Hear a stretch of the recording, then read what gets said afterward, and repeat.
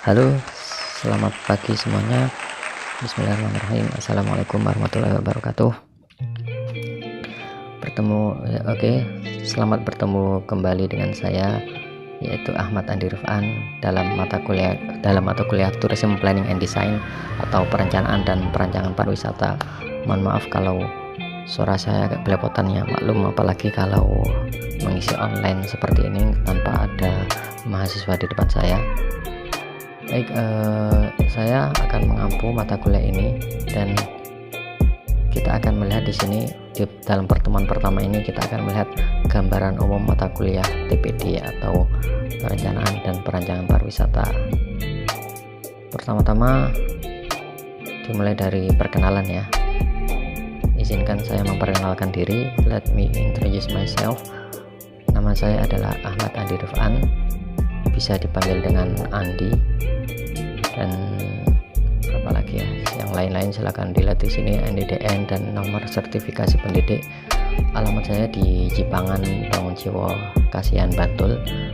Saya berasal dari Jember, Jawa Timur, dan pekerjaan saya saat ini adalah sebagai dosen Stipram. Jabatan fungsional saya sebagai lektor. Ini lektor ya, pakai L ya, bukan pakai R. Beda dengan rektor. Ini jabatan fungsional yaitu sebagai lektor. Saya mengampu 2 mata kuliah di Stipram ini, yaitu pertama geowisata atau geografi pariwisata, dan yang kedua adalah TPD atau Tourism Planning and Design. Oke, untuk pertama-tama kita mulai dengan aturan main atau aturan yang harus kita sepakati bersama dalam mata kuliah ini. Saya yakin itu kalian sudah paham semua ya, bisa dibaca sendiri.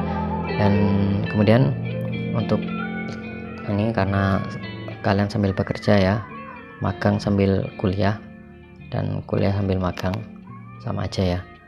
Jadi tolong, meskipun kalian sibuk magang di luar negeri ataupun bekerja di sana, tolong disempatkan untuk tetap mengikuti mata kuliah ini dengan baik ya.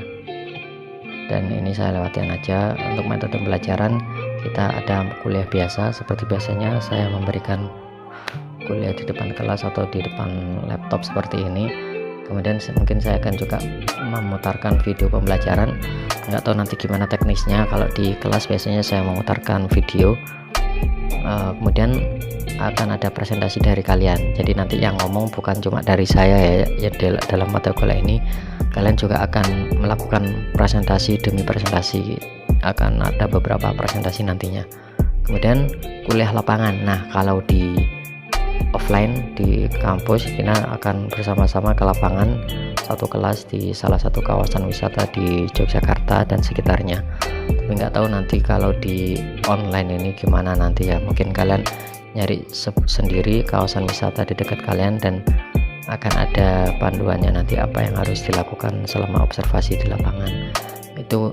Kemudian nanti juga untuk nilai UTS ataupun UAS ada observasi lagi selain kuliah lapangan yang tadi itu, observasi sebuah daya tarik wisata atau kawasan wisata di tempat kalian masing-masing. Dan ini sebagai pengganti UTS dan juga UAS ya, ini jadi pengganti UAS. Kalau UTS nanti ada sendiri ya. Baik, selanjutnya ini sistem penilaian mungkin hampir sama dengan mata kuliah yang lainnya, yaitu ada UAS, ada UTS, ada tugas kelompok, tugas individu, dan kehadiran serta keaktifan di kelas. Tentu di sini yang paling besar pengaruhnya adalah UAS ya, dan juga UTS. UAS 35% dan UTS 30%. Yang lainnya itu hanya sebagai tambahan ya. Meskipun demikian, diharapkan keaktifan kalian selama mengikuti kuliah online ini. Juga ada tugas individu, nanti ada beberapa tugas individu yang harus kalian kerjakan, dan juga tugas kelompok. Tapi sepertinya kalau ini nggak ada ya tugas kelompoknya. Tugas kelompoknya nanti dikerjakan sendiri-sendiri. Seperti itu sistem penilaian dari mata kuliah ini. Nah, selanjutnya kita awali dengan intisari atau yang paling mendasar dari mata kuliah ini, yaitu kuliah ini terdiri dari 3 suku kata, yaitu Tourism Planning and Design. Tourism itu artinya pariwisata, planning perencanaan, dan desain itu perancangan atau penataan. Itu Jadi kalau diartikan mata kuliah ini adalah perencanaan dan perancangan pariwisata, dan diharapkan setelah mengikuti mata kuliah ini kalian mempunyai daya apresiasi dan daya kreatif dalam memaknai ruang wisata. Jadi ketika kalian mengunjungi sebuah kawasan wisata, itu timbul daya kreatif dalam pikiran kalian, kira-kira apa yang bisa saya lakukan untuk memperbaiki kawasan wisata ini. Kalian kira-kira apa ya yang kurang dari tempat wisata ini, dan apa yang bisa saya perbaiki, dan apa yang akan saya lakukan agar tempat ini menjadi lebih indah. Terutama kemudian yang kedua, diharapkan mampu mengasah kemampuan estetika dalam pengembangan pariwisata. Estetika ini terkait keindahan ya. Misalnya sebuah kawasan wisata itu sudah bagus, tapi gimana caranya biar lebih indah lagi, biar lebih enak dipandang, dan agar wisatawan, sehingga wisatawan itu nanti semakin banyak yang berkunjung di kawasan wisata tersebut. Nah, itu intisari dalam mata kuliah ini ya. Jadi daya kreatif dan daya estetika dalam memaknai kawasan wisata. Jadi mulai sekarang kalau mengunjungi kawasan wisata itu jangan cuma sekedar jalan-jalan, jangan cuma rekreasi aja, tapi mulai harus ada rasa greget di dalam hatinya, itu kira-kira apa ya yang bisa saya lakukan agar tempat ini menjadi lebih baik lagi. Jadi ada daya kreatif dan ada kemampuan estetik dalam pengembangan pariwisata, dalam memaknai ruang wisata, seperti itu. Baik, selanjutnya slide berikutnya, belum pindah-pindah ini.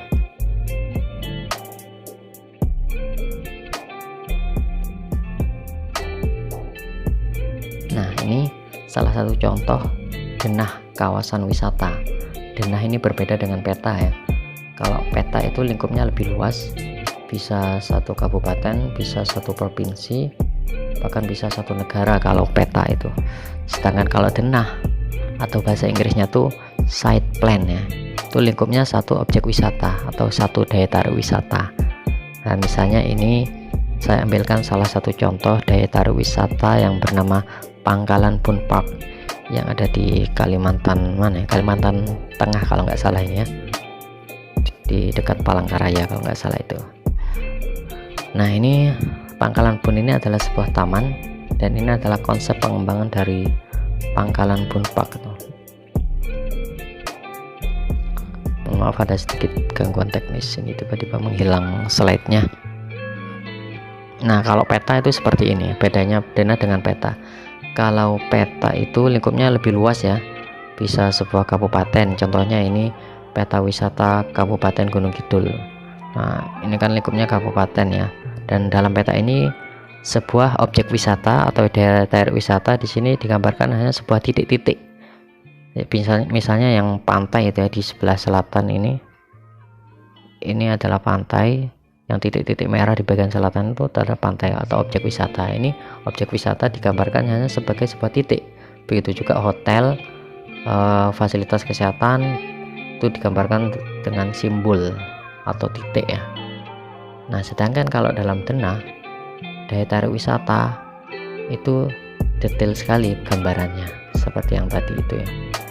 Jadi itu bedanya peta dengan denah ya. Jadi kalau peta itu lingkupnya lebih luas, dan dalam peta sebuah objek wisata itu digambarkan hanya sebuah titik. Sedangkan dalam denah objek wisata itu digambarkan dengan detail, mana atraksinya, mana amenitasnya, dan mana aksesibilitasnya itu kelihatan semua dalam sebuah denah. Nah, ini kita kembali ke denah yang tadi, yaitu Pangkalan Bun Park. Mari kita lihat isi dari denah ini. Denah ini berisi dari kondisi existingnya, jadi apa yang bisa kita lihat. Jadi di materi ini saya akan ingin menunjukkan cara membaca sebuah denah ya, bagaimana caranya membaca sebuah denah.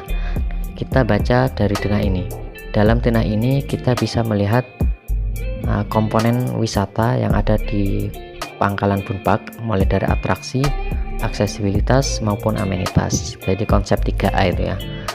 Kalau ancillary kita tidak bisa melihat di dalam denah ini ya, karena ancillary itu kan kelembagaan atau organisasi. Jadi yang bisa kita lihat atraksi, aksesibilitas, dan amenitas. Kita lihat atraksinya. Jadi sebenarnya sudah ada keterangan di sini ya, sebelah kiri bawah itu ada nomor 1 sampai nomor 13 dan beberapa simbol-simbol yang diterangkan dalam bentuk tulisan ini, itu namanya legenda atau keterangannya. Di sini ada atraksi apa saja itu. Yang pertama ada atraksi, bisa dilihat di gambar itu ada tempat berkuda, area berkuda, kemudian juga ada kebun-kebun yang tersebar di bagian selatan dan juga bagian sebelah timur, kemudian di bagian utara itu banyak sekali kebun-kebun, tanaman-tanaman ya. Itu juga merupakan atraksi. Saya kurang tahu di sini kebun apa, yang jelas itu kebun, mungkin kebun untuk tanaman-tanam buah-buahan juga bisa itu ya. Ada kebun cemara juga bisa kita lihat di situ. Itu salah satu atraksi yang ada di sana. Kemudian selain itu juga ada tempat bermain outbound nomor 7 ini ya, di tengah-tengah ini ya. Nomor 7 ini adalah outbound. Kemudian ada juga yang nomor 4 itu adalah Pirate Park.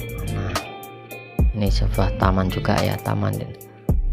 Kemudian selain itu juga di bagian kanan atas itu yang berwarna biru itu ada semacam danau ya, danau buatan sepertinya, atau semacam embung mungkin ya. Itu juga bagian dari atraksi dalam Pangkalan Bun Park ini. Selain itu juga ada sungai. Sungai ini bisa jadi salah satu atraksi yang ada di Pangkalan Bun Park. Di dalam sungai itu, di atas sungai itu terlihat juga ada sebuah kapal ya, yang bisa mengitari, bisa sebagai atraksi dalam Pangkalan Bun Park ini. Nah, kembali ke sungai tadi, untuk sungai bisa sebagai atraksi, bisa juga sebagai aksesibilitas. Jadi kalau fungsinya kapal ini hanya mengitari kawasan wisata ini aja, tidak keluar dari kawasan wisata ini, itu sebagai atraksi. Tapi kalau misalnya kapal atau perahunya itu sampai melintasi daerah lain atau ke tempat lain, itu bisa jadi sungai ini sebagai aksesibilitas ya. Kemudian yang menjadi aksesibilitas juga di sini bisa dilihat ya, jalan yang berwarna kuning ini. Jalan-jalan itu ada garis-garis yang berwarna kuning, itu merupakan jalan yang ada dalam kawasan wisata ini. Itu juga bagian dari aksesibilitas atau sirkulasi yang ada dalam kawasan wisata Pangkalan Bun Park. Kembali ke atraksi tadi, di nomor 13 itu ada pengelolaan daging ya. Mungkin sapi-sapi itu diolah di sana, disembelih. Kita bisa melihat cara menyembelih sapi di sana. Kemudian juga ada apa lagi ya, pengelolaan buah nomor 8 itu, nomor di bawah ya. Itu jadi mungkin buah-buah setelah dipetik dari kebun-kebun di sana tuh bisa diolah menjadi yang lainnya, misalnya menjadi manisan atau olahan buah yang lainnya. Itu juga merupakan salah satu atraksi ya, bisa jadi edukasi, wisata edukasi di sana juga ada. Begitu juga yang nomor 13 tadi itu juga bagian dari wisata edukasi yang ada dalam kawasan wisata ini. Kemudian yang menjadi atraksi yang lainnya apalagi ya, Pirate Park, kuda, peternakan itu juga bagian satu wisata edukasi yang juga merupakan atraksi. Jadi atraksi udah, aksesibilitas sudah. Sekarang kita lihat yang amenitasnya. Amenitas apa? Yang pertama ada tempat parkir yang nomor 1 di bagian kiri, paling kiri itu ya, di paling barat nomor 1 itu adalah tempat parkir yang merupakan amenitas dari kawasan wisata ini. Kemudian masih di sebelah kiri juga, di bagian atas, kiri atas dan kiri bawah itu ada pusat oleh-oleh, di mana wisatawan bisa membeli oleh-oleh cenderamata di tempat tersebut, di pusat oleh-oleh ini ya. Itu juga bagian dari amenitas. Kemudian di sana juga ada restoran nomor 5 ya. Nomor 5 restoran itu bagian dari amenitas yang ada dalam kawasan wisata ini. Kemudian selain itu juga ada kalau dilihat nomor 2 itu ya, di bawah bangunan utama itu ada semacam kereta ya. Kereta yang mengantarkan kita, semacam kereta mini ya, yang akan mengantarkan kita mengitari kawasan wisata ini. Jadi mungkin kalau kita capek kan, kalau jalan-jalan kan capek ya, sebenarnya ini luas sekali, maka jadi bisa naik kereta mini ini mengitari kawasan wisata ini, dan biasanya harus membayar dengan biaya tertentu ya kalau ingin naik kereta mini tersebut. Kemudian selain itu juga ada musola dan masjid. Nah, di sini ada musola sendiri dan masjid juga ada. Mana ya tadi? Nomor 12 itu yang berwarna atapnya biru dan bawahnya putih itu adalah masjid, dan juga ada musola nomor 10 ya di bagian kanan. Jadi karena mungkin begitu luasnya kawasan wisata ini, jadi diperlukan 2 musola untuk menampung wisatawan yang beragama Islam yang mau melaksanakan sholat. Kemudian selain itu juga ada guest house nomor 11 itu ya. Jadi kalau wisatawan ingin menginap, ingin menghabiskan beberapa hari di tempat ini, itu sudah disediakan guest house nomor 11 ini. Selain itu juga ada selain guest house ada semacam homestay gitu ya. Jadi di pinggir-pinggir danau, bukan homestay maaf, itu ya semacam penginapan aja itu ya. Karena kalau kita bicara homestay itu beda lagi maknanya.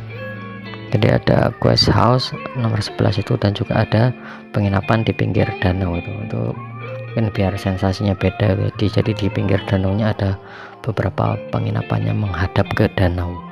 Kemudian juga ada pusat informasi, jadi wisatawan bisa melihat di sini.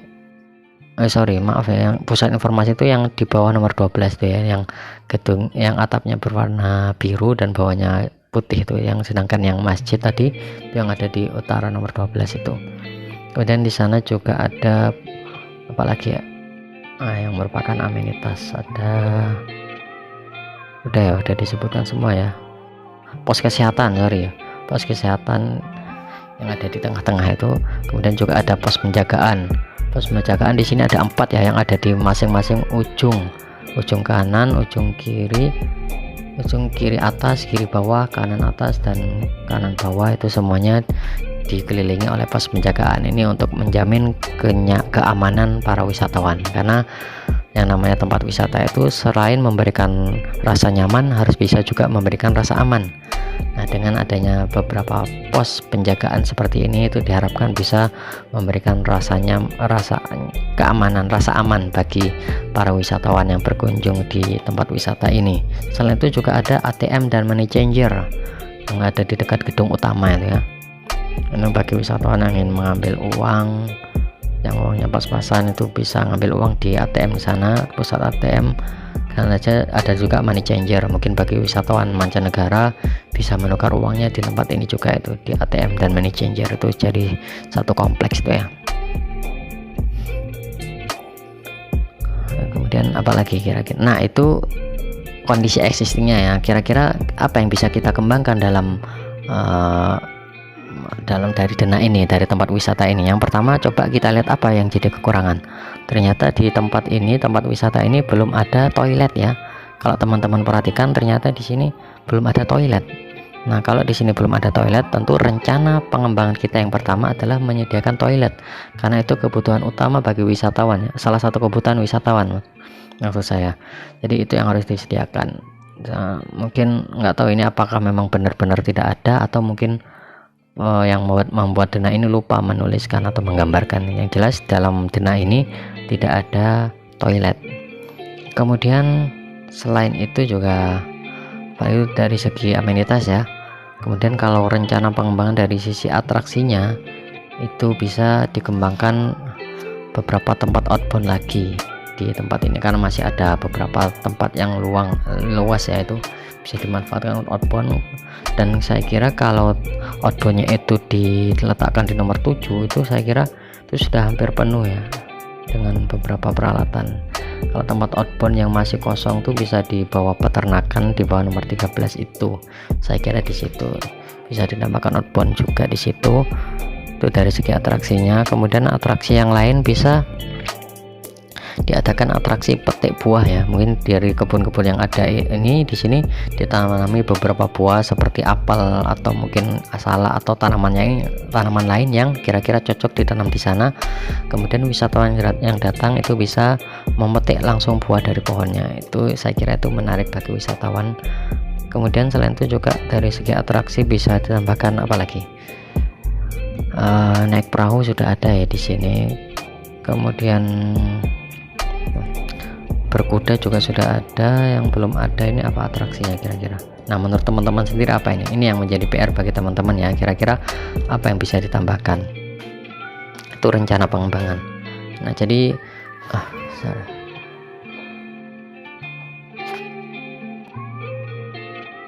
selanjutnya ini ada denah Candi Prambanan ya. Nah, kira-kira dari Candi Prambanan ini kira-kira apa yang bisa dibaca? Jelas di sini ada atraksi, amenitas, dan juga aksesibilitas ya. Atraksinya di situ ada Candi Prambanannya, kemudian ada beberapa atraksi tambahan seperti Ramayana Open Air Theater. Kemudian dari amenitas ada restoran, information center, kemudian juga ada sirkulasi atau aksesibilitas jalan dalam atau pedestrian dalam Candi Prambanan tersebut. Ini adalah denah tebing breksi. Silakan dibaca kira-kira apa yang bisa teman-teman baca dari kondisi existing yang ada di denah tebing breksi ini.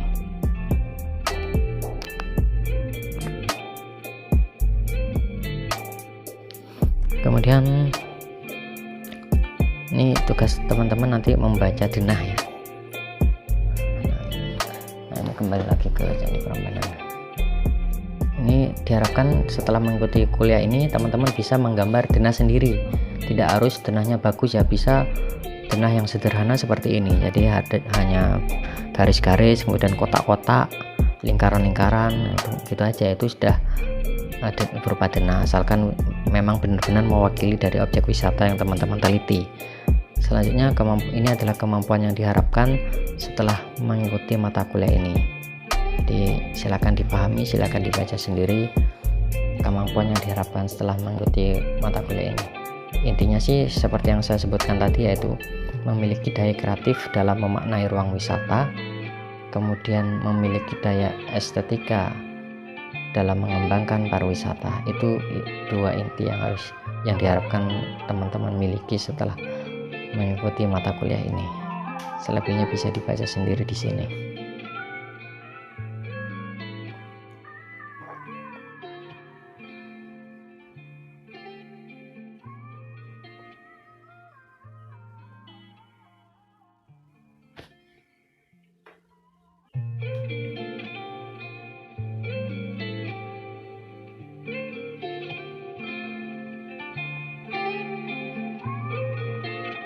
Nah, selanjutnya ini adalah rangkuman perkuliahan selama 1 semester, selama kurang lebih 15 kali pertemuan ya.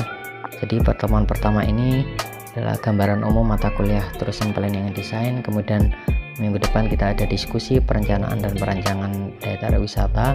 Dilanjutkan dengan materi lanjutan tentang pengantar Tourism Planning and Design. Kemudian selanjutnya ada perencanaan fasilitas pariwisata.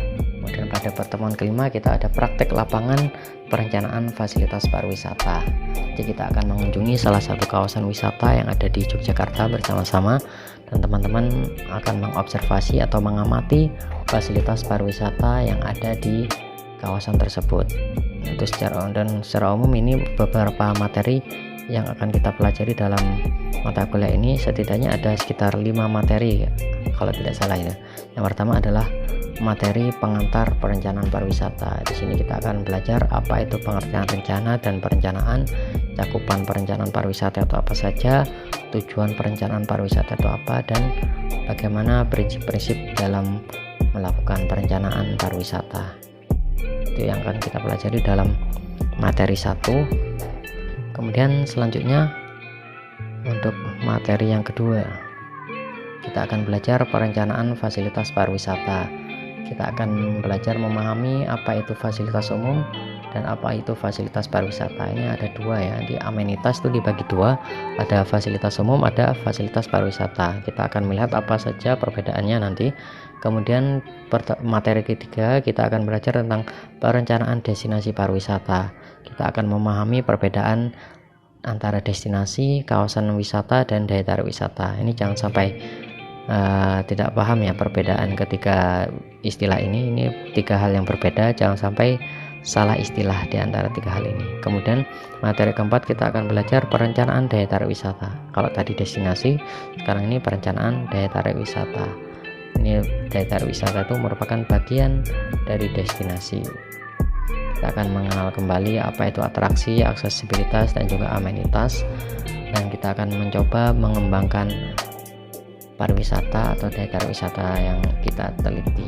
Kemudian kita juga akan belajar tentang rencana induk pembangunan pariwisata yang biasa disingkat dengan RIPP, atau mungkin ada teman-teman pernah mendengar RIPARDA ya, jadi rencana induk pembangunan pariwisata daerah ya. Kita akan belajar apa itu RIPARDA dan bagaimana itu perencanaan, hierarki atau tingkatan perencanaan pembangunan, apa saja muatan dari RIPP, jenis-jenis RIPP itu apa saja. Kemudian kita akan melakukan review terhadap salah satu contoh RIPARDA. Nah, ini nanti tugasnya kelompok ya, ini review RIPARDA, dan ini sebagai pengganti UTS itu tugasnya review RIPARDA, dan dikerjakan selama secara berkelompok. Kemudian selanjutnya materi yang keenam, kita akan belajar konsep tata ruang dan zonasi kawasan wisata.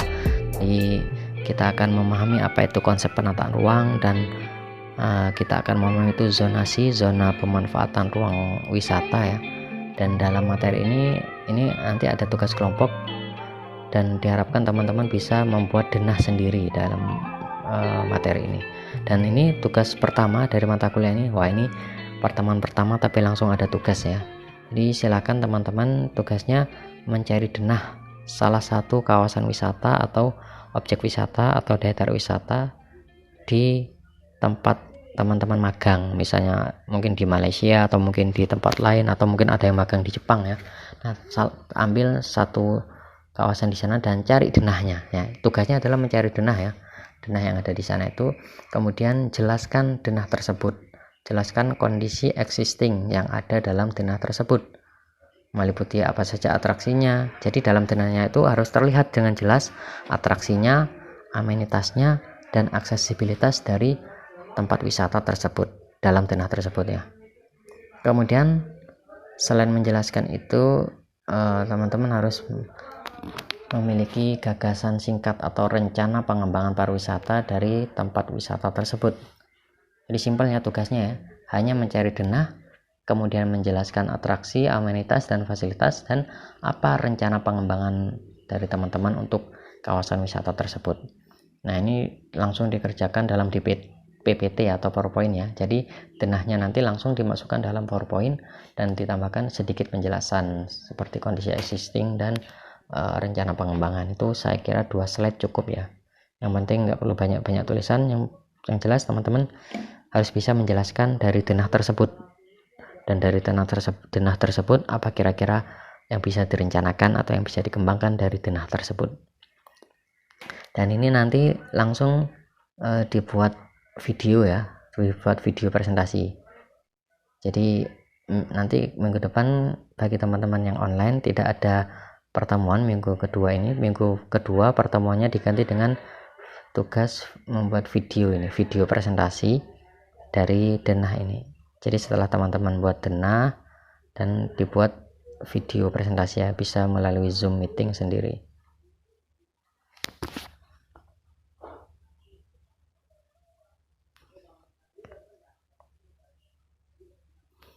Tadi dibuat Zoom meeting sendiri dari video tersebut, dan nanti diupload di YouTube, dan nanti videonya di-share ke saya, dan harus ada viewernya minimal 15 orang lah ya, dan harus ada yang berkomentar dalam video tersebut di YouTube tersebut. Nanti harus di-share ya teman-teman. Dan pertemuan kedua diganti dengan tugas video tersebut. Mungkin itu dulu dari saya. Terima kasih atas perhatiannya. Sampai ketemu lagi 2 minggu yang akan datang. Assalamualaikum warahmatullahi wabarakatuh.